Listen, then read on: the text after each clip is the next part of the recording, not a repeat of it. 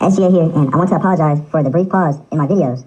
And I know you guys don't give a fuck, but I've had 2 serious life-changing incidences occur, and it would be seriously hard to share that with you guys without someone narrowing me down and trying to figure out who the fuck I am. And if I shared that, it would be seriously easy for someone to do that. So, yeah, I apologize for the pause in my videos and activity in general, but, you know, I'm back.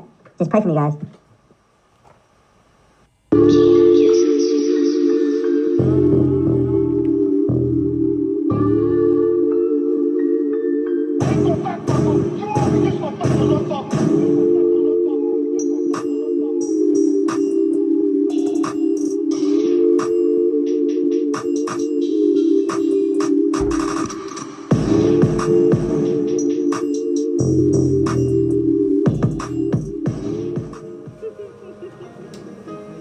Well, that's the only way you get the knot out. Yeah, I wrote this one good. Today, we're going to talk about the Sacramento'S. And why not start off with this crazy-ass little bitch named Mrs. Kill Everybody. Now, Mrs. Kill Everybody is from 612 Zilla, Pebble Beach, Trays Up 3304, Mirror Gang, Tim Gang, Tasha Gang. But she hangs with the BOE members, and she is a fucking stepper. Fuck. Now, as this video goes on, you will understand why she would turn you into a pack. But let me talk about her background just a little bit. Now, Mrs. Kill Everybody's mother just recently got released from prison. And she is, I want to say, she comes from that era of Oak Park where they worship the B. And females used to gangbang also. And they used to put B at the end of their name. And they used to worship that B. And when she had Kasia, she spelled her name with a CK at the beginning. So, basically, Mrs. Kill Everybody's mother is a first generation, first class, X-Men, coonhead blood out of fucking Oak Park. Goddammit. Now, obviously, all she breeds is coonheads, because this is Mrs. Kill Everybody's sister. Now, look at these goddamn pictures. Now, I know for a fact that La Majesty is not a stepper. She just fascinated coons, and she just loved to take pictures with the guns of the coons she was hanging with, you know? And she ended up having a baby with Sneak, and Sneak was the G Parkway Mob gas gutter member, original, that got killed off of Franklin and Thorne. Now, I wouldn't give a flying fuck if this ratchet-ass bitch hit the lottery. You can pay me $1 million shillings, goddammit, to fucking kick it with a bitch or have a kid, kiss, anything with a bitch that fucking portrays herself like this. Also, her little sister is named Mrs. Kill Every fucking Body. What the fuck? Now, maybe that had something to do with his murder, and maybe that's something to look into. Now, imagine being raised by Queen Kill Everybody. Fuck. And that's why I respect young Kasia, because she ain't faking shit. You know, I respect her gangsta. Well, back in the day, it was a young wannabe coon by the name of Lavelle Murphy. And he was known for basically getting all over the internet and acting out and saying, fuck the stars and fuck gutter and fuck gas and, you know, all this shit. Nigga going out, nigga. Soft, nigga. You bitch ass nigga, you soft, nigga. On B's, you soft, nigga. You soft. You're soft, nigga. You're soft. But, you know, everyone known him to be a clown. And honestly, I think he was kind of slow. But he was well known within his neighborhood. But for some reason, no one, even his own hood, took him serious. And one day, he just started getting jumped by his own hood. But if you're from Sacramento, you know exactly what I'm talking about and who the fuck little Lavelle Murphy Trays is. And if you guys remember that he got shot and it was rumored that he got killed, but he never got killed. But you guys know who did that shit. Mrs. Kill Everybody. But currently, she is in prison right now. But she's not in prison for that Lee Murphy shit. I don't know what the fuck she's in there for. But my guess is a gun, because given the date that she was in there, admitted, and given the date that she's getting out, either that or fucking robbery. I don't know, but fuck, she's getting out soon. This next young lady, her name is Lavisha Williams, and she does not claim any gang specifically, but she is from Del Paso Heights. And, you know, I would say she's a blood, but guys, what I'm about to report on her, do not judge her because she changed her life. But you will see why it is super important to have her in this video. But this article right here reports on the night that she went to jail for robbing a Dick's Sporting Goods store with some other ratchet-ass coonettes. And, of course, she got caught and went to jail and, you know, was doing some time. But this is what made her change her life. But before this situation, she was pretty much one of the top dangerous females in Sacramento. Now, you may be wondering, SGA, how does a female who doesn't gangbang any gang in Sacramento and all she does is boost and steal from dicks and shit, how does she pose any threat? Well, guys, one thing about Lavisha is she is extremely popular in the Sacramento area. And for some odd reason, she may not be a looker, but all the coons want to fuck the shit out of her. And besides the popularity, I can make one guess on that. And she was one of the first women, people in general, to have apartments way back in the day in 2013 and 14 and shit. Nobody was even having hundreds back then, guys, depending on how old you were. And one thing about her apartments that she always used to have is that she always had that motherfucker jumping. And she always had coons over there all the fucking time. Now, from what I know, Lavisha is from the hood, but she is not like this. Lavisha is more so like this. Given the amount of coons she surrounded herself with daily, you would think that she would have ended up picking up a gun and doing what most girls do in the hood, trying to get clout off them goddamn coons. But, as I mentioned, Lavisha needed no clout from the coons. She was already popular as it is, and that's just off being Lavisha. Mind you, her generation of coons that she kicked it with, they were mostly young, and, you know, they weren't having apartments and cars and shit like the older New Money members and, you know, like CML and them. You know, they were young. So, pretty much, all of the apartments that she lived in, like I said, always had coons. And why she was dangerous?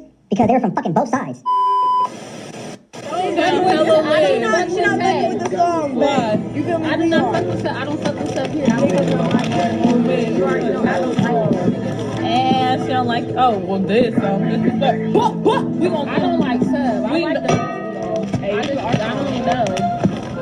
No, okay. Fuck these niggas. Nigga, we don't stress these niggas. Now, the girl that's to the right of Lavisha, that is Tiandra. And if you guys remember her, I mentioned her. She is from Blitz Gang, and she was Cuckoo's ex-girlfriend.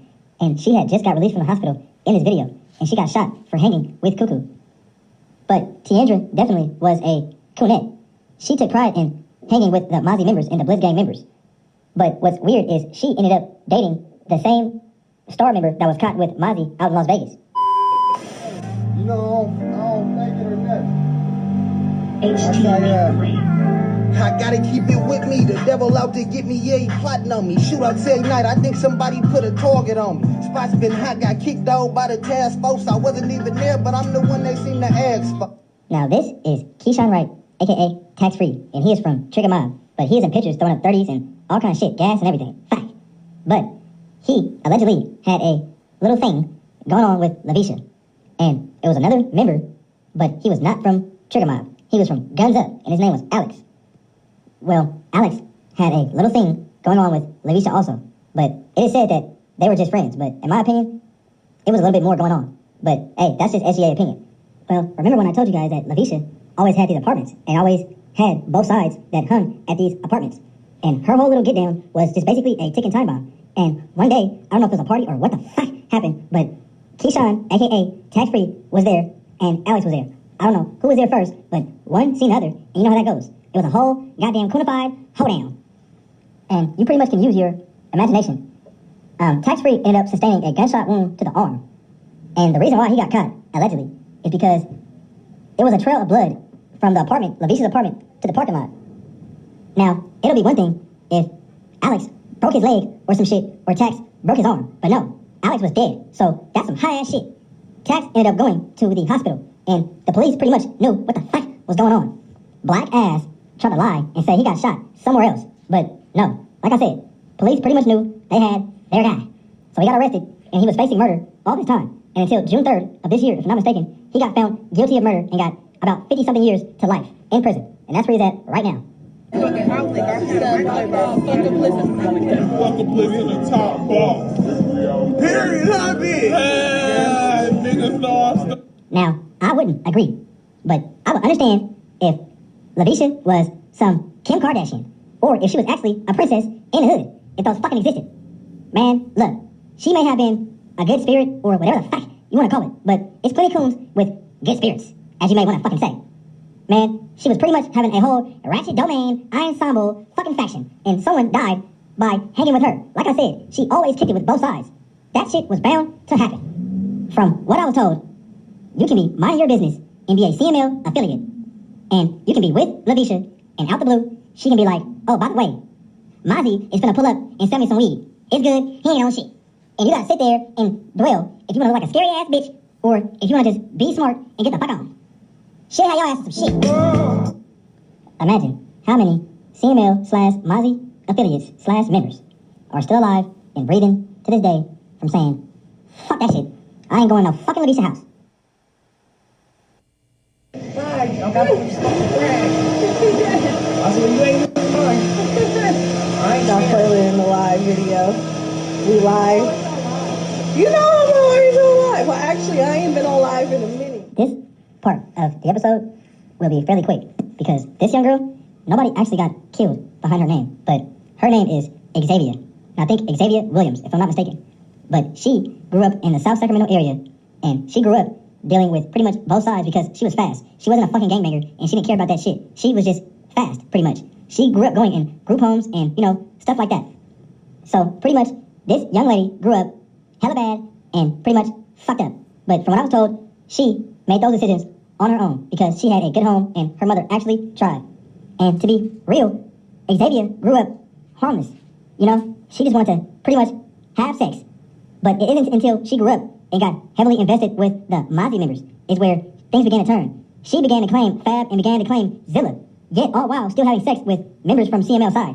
But she picked her side and was basically loyal to the Mozzie members. And she was setting up CML members and setting up people for them for, certain licks and just stuff like that and giving up drops to certain people. Now, for the most part, women do certain stuff, but it's never enough to want to be killed by the opposite side. But to be honest, the CML side grew tired of Xavier because she really was trying to act like she was one of them. Well, Xavier's life got even more dark and she became a prostitute. And I don't know if she moved, but somehow she ended up in Mesa, Arizona. And that's where she got killed by her boyfriend. And it was said that it was a domestic violence dispute. But you cannot pay me to believe that he did not kill her for her trying some Xavier shit on him. And even if he did do that on a fucking drunken rage, in my opinion, it has to be karma. Because what the fuck? Back to homicide investigation. Let's get right to Carmen Blackwell. She's live there on scene with details on this story. Carmen?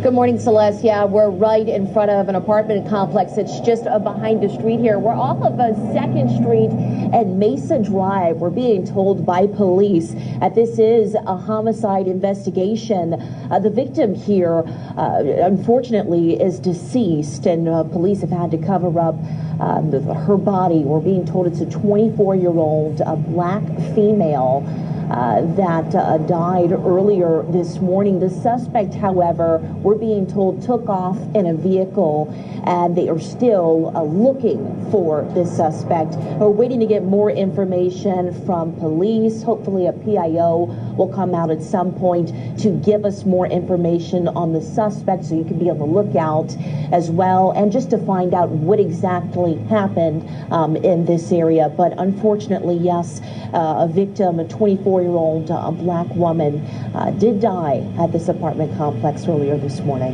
Back to you. Man, they found that young girl dead. And her boyfriend was gone as fuck. And I doubt that he even got caught. But like I said before, Xavier was a dark person. And people try to act like that they didn't know what she was doing. And she had a beautiful soul, and there was no way in heavens that this could happen to her. But everyone who's saying that is either clueless or they're fucking lying. Because Xavier was a dark person. We live.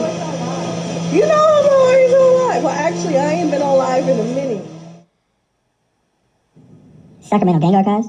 This was an episode of some of the dangerous females in Sacramento. I hope you guys enjoyed, and I'm back to making my videos. So, hey, just tune in and pay attention.